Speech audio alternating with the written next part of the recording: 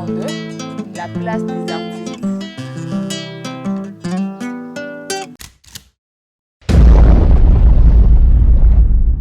Le Congo a toujours été considéré comme le berceau de la rumba. Cette rumba qui est partie à Cuba, qui est revenue vers nous et qui a été appropriée par d'autres. Ils se sont appropriés notre rumba aujourd'hui qui a engendré des coupés décalés, qui a engendré Afrobeat et tout ça là. Mais pendant que nous-mêmes, on reste légèrement un tout petit peu à la traîne, quoi. Tant que la musique sera considérée visuellement et visiblement comme quelque chose d'informel, qui n'a pas un cadre juridique donné, au fait, un enfant sans acte de naissance en somme, eh bien à partir de ce moment, les choses n'évolueront pas. Le jour où les autorités burkinabées ont décidé d'instaurer le FESPACO et de décréter Ouagadougou comme capitale africaine du cinéma, on a vu ce que ça donnait.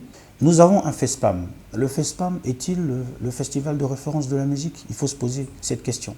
Je ne pense pas. Donc à partir d'un certain moment, il va falloir déjà que l'action politique déjà soit mise en place pour permettre à la culture, je dirais, cette ressource inépuisable qui restera toujours présente, quel que soit, même le jour où le pétrole disparaîtra de notre pays, cette ressource restera toujours présente et il va falloir en tout cas préserver. Donc c'est un message, je dirais que c'est quasiment un message de détresse au fait, que je lance, voilà, à l'autorité politique en disant que n'oubliez pas la musique, n'oubliez pas la culture. Après, ça y va aussi de la responsabilité des artistes eux-mêmes, parce que on peut aussi t'apprendre à pêcher, mais si tu ne cherches pas à être bon pêcheur, eh bien les choses aussi ne marcheront pas. Donc quelque part, c'est une responsabilité partagée. On ne peut pas simplement dire que voilà, c'est parce qu'au pays, il n'y a pas les structures qu'il faut, mais est-ce que les artistes eux-mêmes sont prêts à être des grands artistes? Est-ce qu'ils sont prêts à être des stars? Parce qu'avant le matériel, il faut déjà l'attitude. Est-ce qu'ils ont cette attitude-là de star? Eh bien, pour avoir l'attitude de star, il faut aller regarder chez les autres.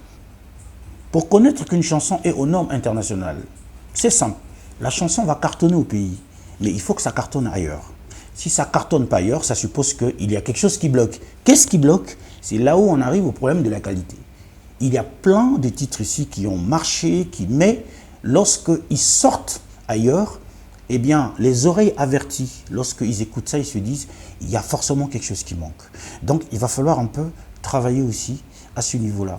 À côté de ça, c'est toute la structuration artistique. Manager, le réseau, bien sûr, j'en parle et je cesse de le dire, qu'il n'y a pas un réseau congolais pour accompagner des produits vers l'extérieur. Chez les Ivoiriens, oui.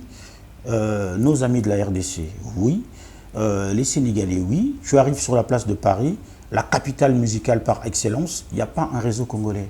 C'est-à-dire que rien du tout.